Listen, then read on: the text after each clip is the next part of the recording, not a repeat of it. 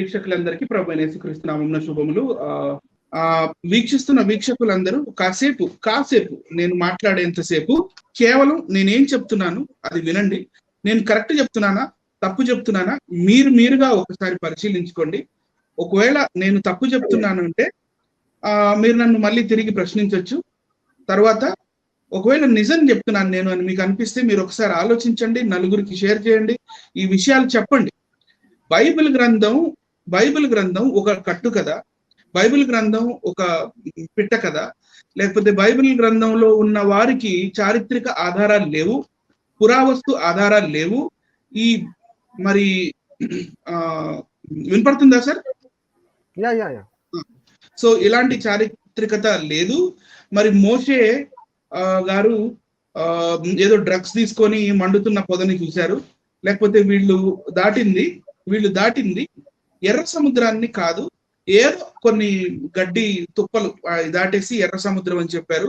తర్వాత ఈ బైబిల్లో వంశావళులని తప్పు అని మాట్లాడుతూ వాళ్ళు part 1, part 2, part 3, part 4, part 5 అని పార్ట్లుగా చిన్న ముక్కలేసి వేస్తున్నారు. కానీ దానివల్ల వాళ్ళకి ఏం వస్తుంది? దానివల్ల వాళ్ళకి ఒదిగేది ఏముంది? కేవలం ఒక ఫాల్స్ ప్రాపగండా, అంటే తప్పుడు విషయాన్ని చూపించటం.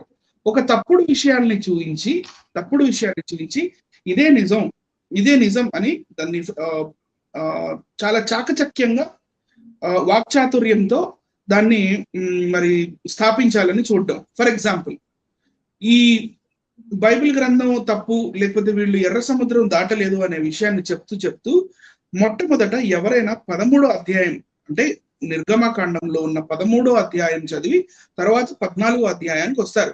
వీరు ఎంత చాకచక్యంగా ఏం చేశారంటే 14వ అధ్యాయంలో మరి గాలులు వీచాయి, మరి సముద్రం ఇలా చీలిపోయింది, వగేరా అక్కడ దాకా చూపించి ఇదంతా మనకు అనవసరం అని మళ్ళీ వెనక్కి 13వ అధ్యాయానికి వెళ్ళి వాళ్ళు ఎక్కడి నుంచి అయితే బయలుదేరారో, లేకపోతే వాళ్ళు రెల్లు గడ్డి ఉన్న ఒక పొదని, లేకపోతే నీళ్ళలో ఉన్న ఒక చిన్న పొదని దాటారు నిర్గమాకాండంలో. ఈ నిర్గమాకాండం ఇదంతా కట్టు కదా, అసలు దేవుడు మాట్లాడలేదు, వీళ్ళు దాటలేదు అని చాలా భయంకరంగా ఉన్న విషయాన్ని పక్కన పెట్టేసి లేని విషయాలు వీళ్ళ ఆలోచనలు ఏవైతే ఉన్నాయో వాటిని ప్రజెంట్ చేసి ఒక అబద్ధాన్ని మరి వాళ్ళు ప్రచారం చేసే ప్రయత్నంలో అయితే వాళ్ళు ముందుకు సాగారు. కానీ శ్రీమద్ రామాయణము, వాల్మీకి రామాయణం, ఈ శ్రీమద్ రామాయణంలో ఒక సీన్ నేను ముందు మీకు గుర్తు చేస్తాను. అదేంటంటే సీతమ్మ వారిని రావణాసురుడు వచ్చి ఎత్తుకెళ్ళిపోతాడు. ఎవరు ఎత్తుకెళ్లారు, ఎక్కడికి ఎత్తుకెళ్లారు, ఏ దిశలోకి ఎత్తుకెళ్లారు అనేది ఎవరికి తెలియదు. రాముడికి తెలియదు, సుగ్రీవుడికి తెలియదు, జాంబవంతుడికి తెలియదు, హనుమంతుడికి తెలియదు, ఎవరికి తెలియదు. శ్రీరాముల వారు మరి ఆయన భార్య వియోగం వల్ల దూరం అయిపోయింది కాబట్టి ఎంతో బాధపడుతూ ఒక 5-6 చాప్టర్లు బాధపడ్డట్టుగా మనకు కనపడుతుంది. తర్వాత ఇక వాలిని చంపటం చెట్టెనకాల ఇదంతా అయిపోయిన తర్వాత మరి సుగ్రీవుడు రాజు అవుతాడు. ఎవరు? కిష్కిందకి సుగ్రీవుడు రాజు అయిన తర్వాత మరి అతను తన భార్యతో ఎంజాయ్ చేస్తున్న ఆ సమయంలో మరి పిలిపించి, ఏమయ్యా మరి ఏంటి, మీరు సీతమ్మ వారిని ఎతకాలి కదా, మరి ఏంటి, ఏం చేద్దామని అంటే అప్పుడు వెంటనే డూడ్ అని ఇక సుగ్రీవుడు వచ్చి వానరులతో మాట్లాడుతుంటాడు. ఏం మాట్లాడుతున్నాడు, వానరులకి ఏం ఇన్స్ట్రక్షన్ ఇస్తున్నాడు అని చూసే ముందు మనం ఒకసారి ఒక మ్యాప్ లోకి వెళ్దాం. నేను మీకు ఒక మ్యాప్ చూపిస్తాను, కొంచెం జూమ్ చేస్తూ చూపిస్తారన్న. ఇదే స్టాండర్డ్ మెయింటైన్ చేయండి అన్న. ఇది మన భారతదేశము 600 BC అంటే 6వ శతాబ్దం క్రీస్తు పూర్వం 6వ శతాబ్దంలో 16 మహాజనపదాలుగా మన భారతదేశం అంటే ఉత్తర భారతదేశం విభజించబడి ఉండేది అని చరిత్రకారులు చెప్తున్నారు కొంతమంది. వీళ్ళెవరి రాజ్యాలు అంటే కొంతమంది నాగరాజ్యాలు ఉన్నాయి, నాగులవి, కొన్ని రాజ్యాలు ఆర్యుల రాజ్యాలు ఉన్నాయి. ఇవేంటి? కాంబోజా, గాంధార మీకు లెఫ్ట్ సైడ్ నుంచి కనపడుతుంది చూడండి. కాంబోజా, దాని కింద గాంధార, ఆ తర్వాత కురు, తర్వాత పాంచాల కింద సురసేన, మత్స్య, అవంతి, చేటియ అంటే మేబీ చెటియా అని ఒకటి ఉంది. సో ఓకే, వత్స, ఆ తర్వాత కోసల, మీరు పాంచాల కింద కోసల ఉంటుంది. ఈ కోసల రాజ్యమే శ్రీరాముడిది. శ్రీరాముడి రాజ్యం కోసల రాజ్యం అని చెప్పబడింది. ఎక్కడ? బాలకాండ 5వ సర్గలో. రైట్ అండి. తర్వాత మల్ల, కాశీ, మగధ, వృజ్జి, అంగ, వంగ, ఇవి రాజ్యాలు. ఎప్పుడున్నవి? దగ్గర దగ్గర 600 BC, లేకపోతే దానికి ఇంకొక 300 వెనక్కి వెళ్దాం, పోనీ 900 BC అనుకుందాం. రైట్ అండి.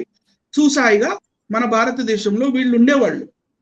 మరి వీరు జనరల్ గా ఏం చెప్తారంటే, రామాయణం జరిగి కొన్ని లక్షల సంవత్సరాలు అయింది, కొన్ని కోట్ల సంవత్సరాలు అయింది, మరి అందులో కొన్ని కోట్ల వానరులు ఉన్నారు. తర్వాత ఒక రామసేతు లేకపోతే ఒక వారధి కట్టడం జరిగింది ఆ రామసేతు పేరు మీద, లేకపోతే నలసేతు అని కూడా అంటారు. ఆ నలసేతుని కట్టడం అయింది. మరి ఈ యుద్ధం అంటే రామాయణంలోనే మరి 60 లక్షల సంవత్సరాలు దశరథుడు బతకడం, మరి 11,000 సంవత్సరాలు శ్రీరాముల వారు బతకడం, ఇవన్నీ మనం చూస్తున్నాం. రైట్, నెక్స్ట్ వెళ్దామండి.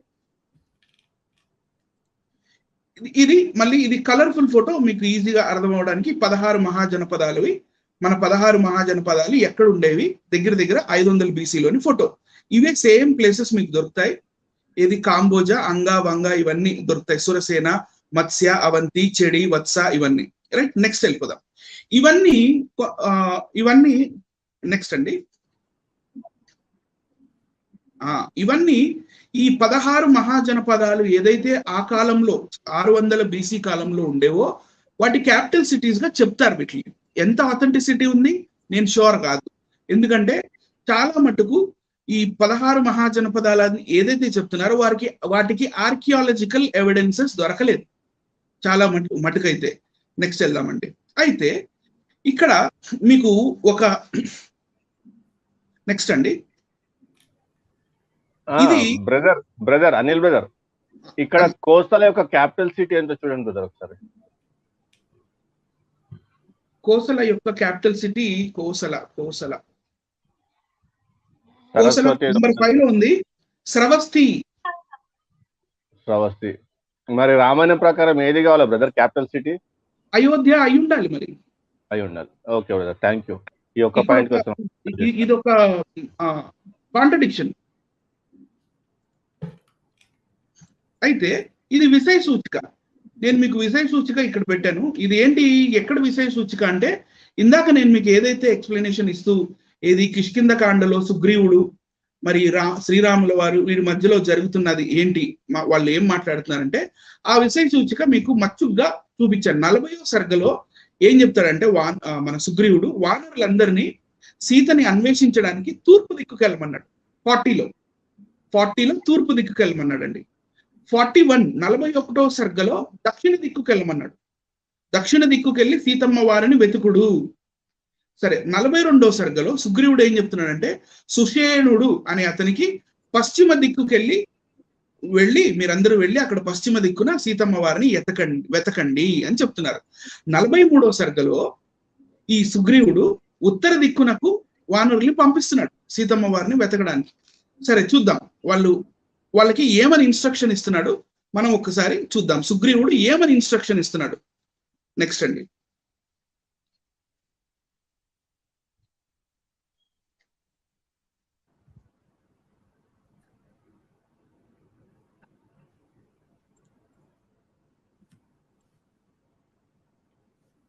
ఇది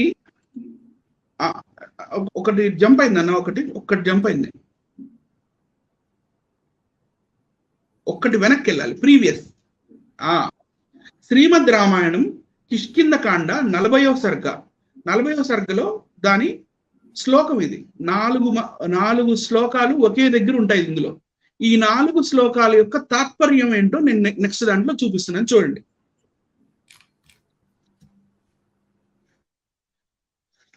రమ్యములైన గంగా, సరయు, కౌశికి, యమున, సరస్వతి, సింధు నదులను మణుల వంటి నిర్మలమైన ఉదకములు గల మును యామున పర్వతమును మహీనదిని శైలములతోనూ అడవులతోనూ ప్రకాశించుచున్న కాల మహీనది. ఇక్కడ దాకా అన్ని నదుల గురించి చెప్పాడండి. ఇప్పుడు చూడండి ఆ తర్వాత నెక్స్ట్ బ్రహ్మమాల విదేహ పైన అదే అక్కడే అండి పైకే విదేహ అండర్లైన్ లో పెట్టాను చూడండి. విదేహ మాలవ కాశీ కోసల పుండ్ర అంగ అంటే అంగదేశమును మగధ దేశములోని మగధ రాజ్యం ఎవరిది?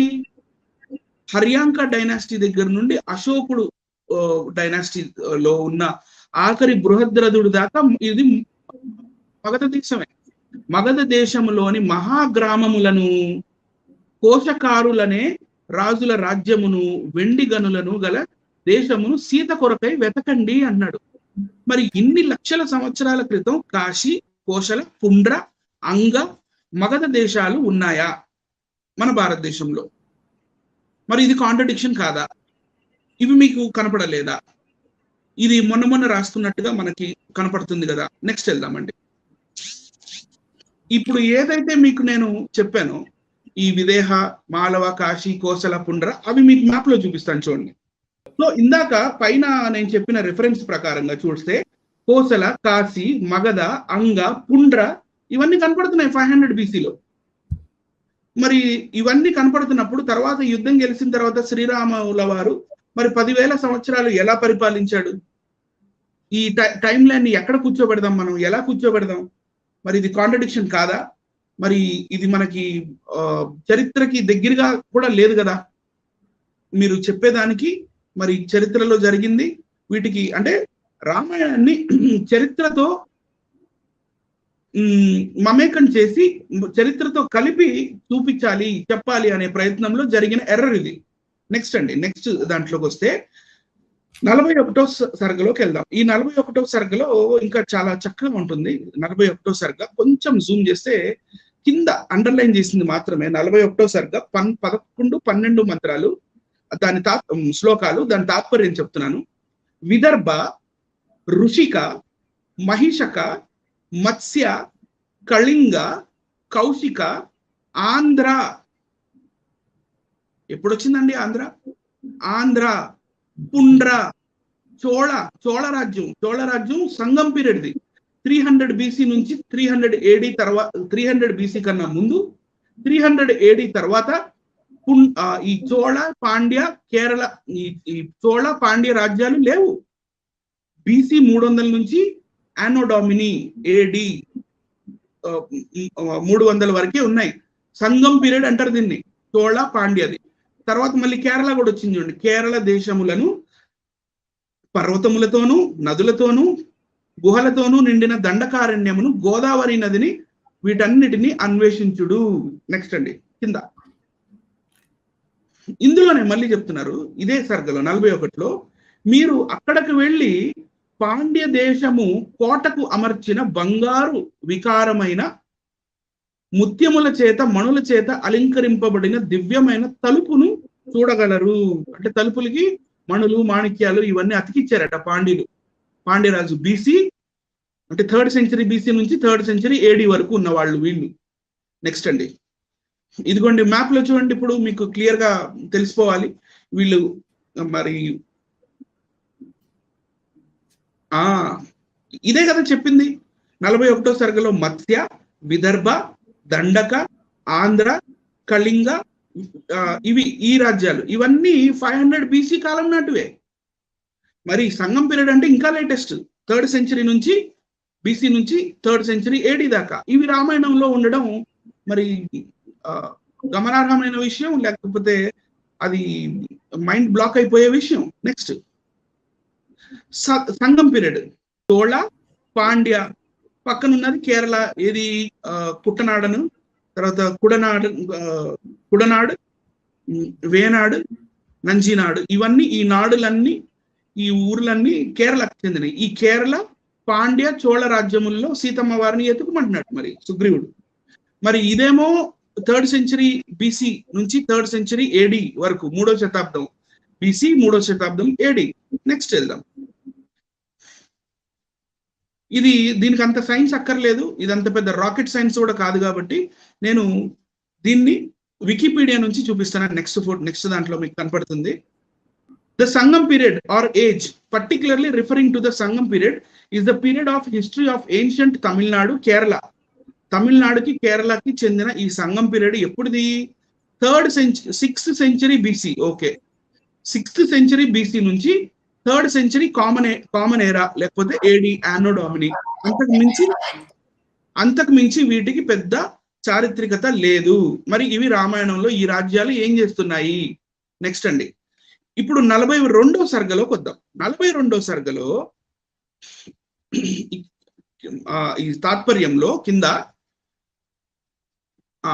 ఓ వానర శ్రేష్ఠులారా, సౌరాష్ట్ర, బహ్లీక, చంద్ర, చిత్రదేశములను, విశాలములు సుందరములు అయిన గ్రామములను, విశాలమైన నగరములను, పున్నాగ వనమును, ఇవన్నీ తిరగమంటున్నాడు. బహ్లీక అంటే బ్యాక్టీరియా కాదా?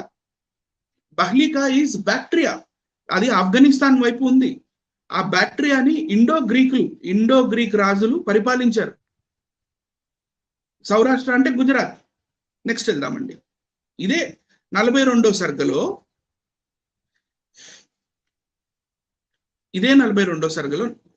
నెక్స్ట్ 42వ సర్గలో 12-14 మంత్రాల్లో అక్కడ సముద్ర తీరమందున్న పర్వతముల యందు వనముల యందు రమ్యమైన మురచి పత్తన జటాపుర అవంతి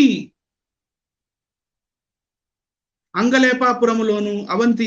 ఈ అవంతి రాజ్యము కూడా 16 మహాజనపదాల్లోదే. నెక్స్ట్ ఫోటోలో చూడండి, మీకు ఇవన్నీ కనపడుతున్నాయి చూడండి. నెక్స్ట్ ఫోటోలో నేను మ్యాప్ లో గీసి పెట్టాను. నేను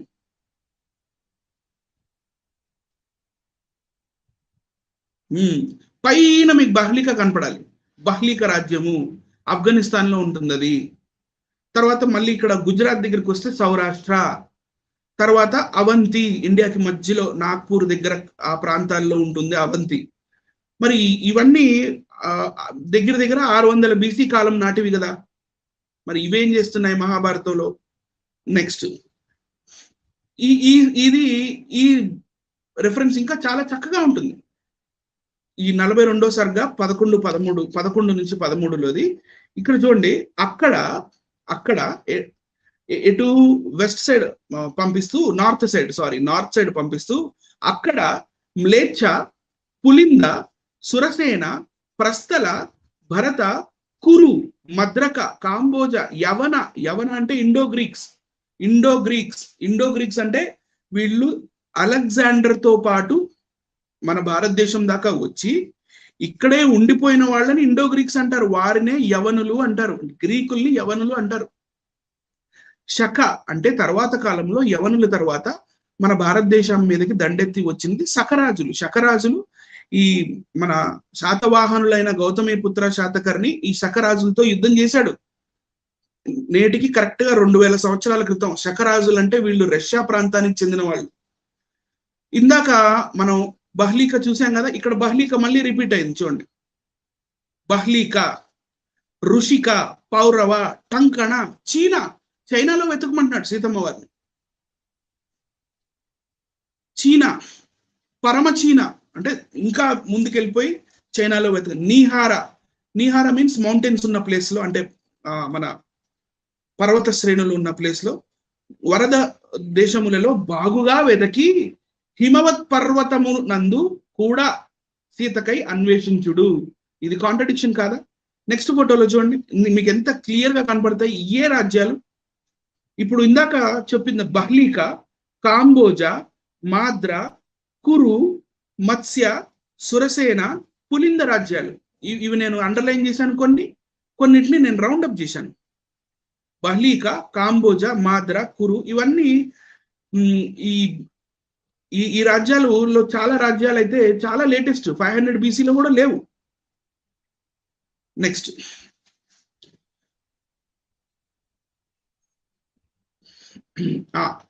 ఇక్కడ ఆ శ్లోకాన్ని కట్ చేసి కింద పెట్టాను. మ్లేచ్ఛ అంటే ఏంటి? పరదేశీయులు. పులింద క్రీస్తు పూర్వం 269 ఆ ప్రాంతంలో పుట్టిన మహాజనపదంలో ఒక ఊరు. సురసేన 6వ శతాబ్దానికి చెందింది. ప్రస్థల క్రీస్తు పూర్వం 6వ శతాబ్దం. మళ్ళీ తర్వాత కురు అనేది క్రీస్తు పూర్వం, ఇది చాలా పాతదని చెప్తారు. క్రీస్తు పూర్వం 1200 సంవత్సరాల క్రితం నాటిది కురు.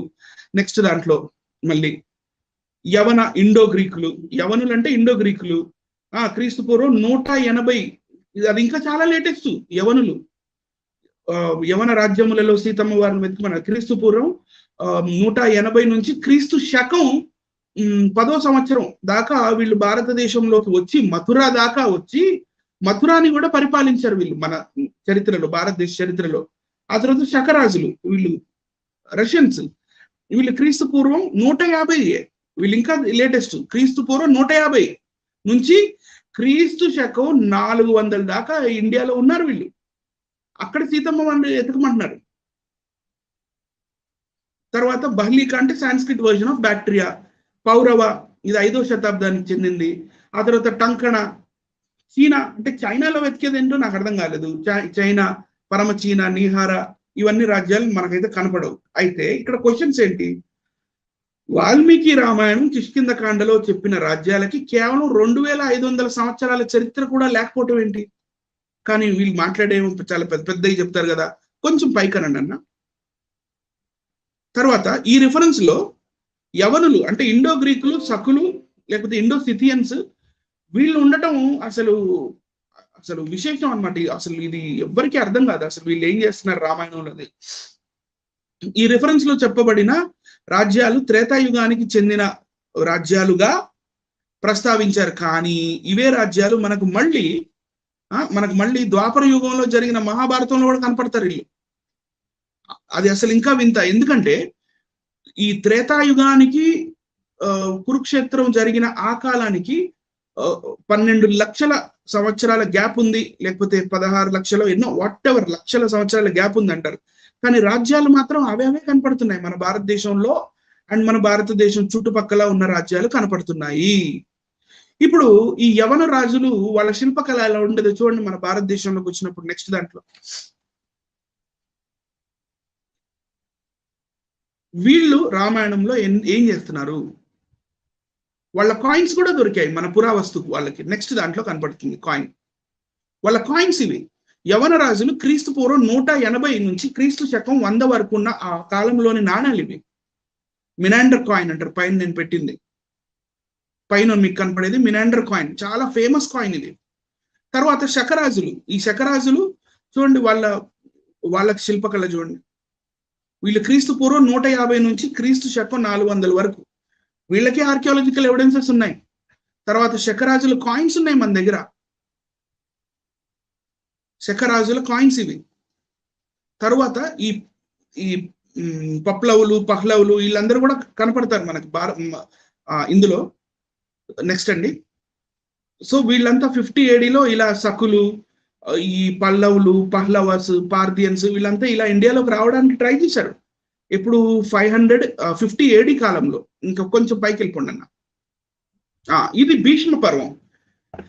వీళ్ళే సేమ్ రాజులు మనకి మహాభారతంలో కూడా కనపడతారని చెప్తున్నాను కాబట్టి మహాభారతంలోని భీష్మ పర్వంలోని 40వ గద్య భాగం యొక్క దీని మీనింగ్ నెక్స్ట్ పేజ్ లో కనపడుతుంది చూడండి. నెక్స్ట్ పేజ్ లో తాత్పర్యం ఉంటుంది. వీళ్ళే సేమ్ మహాభారతంలో, ఇప్పుడు రామాయణంలో ఎవరినైతే చూసామో కొంచెం జూమ్ అవుతుంది అన్న, 1-2 బిట్లు. దాని తాత్పర్యం ఎవరెవరు యుద్ధం చేశారు, భారతావనిలో ఎవరెవరు ఉన్నారు, లేకపోతే భారతావని చుట్టుపక్కల ఎవరెవరు ఉన్నారని వీళ్ళు మాట్లాడుకుంటున్నారు. చూడండి ఎంత చక్కగా మాట్లాడుకుంటున్నారో. పాంచాల, బర్బర, వత్స, మత్స్య, మగధ, మలయాళ, కళింగ, కుకుర, కొంకణ, టెంకణ, త్రిగర్థ, సాముద్ర, సాల్వ, సురసేన, సుదేష్ణ, సుష్మ, కురు, కరుష, కాష, కోసల, యవనులు మళ్ళీ వచ్చారు, యుగంధర, ఆంధ్ర, సింధు, చేడి, చోళ చెడి రాజులు మళ్ళీ ఇక్కడ సంగం పీరియడ్ చెందిన వాళ్ళు. చేడి, చోళ, పులింద, పుండ్ర, పాండ్య రాజులు వచ్చారు మళ్ళీ ఇక్కడ. పాండ్య, అబీర, సౌవీర, సౌరాష్ట్ర, గుజరాత్, మహారాష్ట్ర కూడా ఉంది, బాంబే, విదేహ, విదర్భ, ద్రవిళ, ఇక్కడ ద్రవిళ అని కూడా కనపడుతుంది మనకి చూడండి. దశార్ణ, కర్ణాట, గౌళ, అంగ, వంగ, వరాట, లాట, బహ్లిక, బ్యాక్టీరియా మళ్ళీ వచ్చింది, బహుదాన, కిరాతులు అంటే కిరాంతి, వీళ్ళు నేపాలీస్, కేకయ, అష్మంత, కాశ్మీర, గాంధార అంటే Gandhara reason was ruled by Seleucus. ఎవరు? అలెగ్జాండర్ కింద ఉన్న సెల్యూకస్ గాంధార రాజ్యానికి అప్పట్లో రాజు. తర్వాత కాంబోజా, కేరళ, పైన ఫస్ట్ లైన్ లో మీకు మలయాళ కనపడింది, తర్వాత ఇక్కడ కేరళ కనపడుతుంది. కేరళ, మాళవ, నేపాల, మళ్ళీ నేపాల వచ్చింది అదర్ దాన్ కిరాత, గూర్జర, కుంతల, అవంతి, కామరూపం అంటే అస్సాం మొదలైన భారత వర్షంలోని జనపదాలు. ఈ జనపదాల కాలంలో మహాభారతం రాశారా? మరి మాకెందుకు ఇన్ని వందల వేల లక్షల సంవత్సరాలు అని చెప్తున్నారు, వేల సంవత్సరాలు అని చెప్తున్నారు? మరి నా ఇంకో క్వశ్చన్ ఏంటంటే, అయిపోయింది నా ప్రెజెంటేషన్. మనం ఇప్పుడు నా ఇంకొక డౌట్ ఏంటంటే, శ్రీరాముడు మరి ఈ మహాజనపదాల కాలం అయిపోయిన తరువాత ఈ రావణాసురుతో యుద్ధం చేసి అప్పుడు అంటే యుద్ధం చేయడానికి అప్పుడు రామసేతు కట్టించారంటారా? ఏంటి అంటే దీని ప్రకారంగా చూస్తే ఇది కాంట్రడిక్షన్ కాదా? అంటే ఇది కట్టు కథనాలా, పిట్ట కథనాలా ఏంటి అని బైబిల్ గురించి అయితే వీళ్ళు మాట్లాడారు. మరి ఇవన్నీ మన చరిత్రలో 500 BC వాళ్ళు కూడా కాదు మాక్సిమం. సో వాళ్ళందరూ మనకి మహాభారతంలో కనపడుతున్నారు, రామాయణంలో కనపడుతున్నారు. మరి ఇది ఎంతవరకు సమంజసం, ఎంతవరకు ఇది మరి మనం నమ్మబుల్ గా ఉంది? ఏం లేదు, ఇప్పుడు ఆంధ్ర పేరు రామాయణంలో ఉందంటే, ఆంధ్ర అనే పేరు రామాయణంలోనో లేకపోతే మహాభారతంలోనో ఉంది అని అంటే దాన్ని ఆంధ్ర అనే పేరు వచ్చిన తర్వాత, ఏర్పడిన తర్వాత రాశారని అనుకోవడం అంతే, అందులో డౌటే లేదు. సో మాట్లాడడం ఏముంది, మాట్లాడి ఏదో నోటికి ఏదొస్తే అది అంత మాట అనేసి దైవ దూషణ చేసి ఆ బైబిల్ గ్రంథం కల్పితం అని, లేకపోతే మోసే ఎర్ర సముద్రం దాటించలేదని, అసలు నిర్గమకాండం జరగలేదని, ఇవన్నీ చెప్పే ముందు ఒకసారి మీ గ్రంథాలను కూడా పరిశీలించుకొని ప్రశ్నించుంటే చాలా బాగుండేదేమో.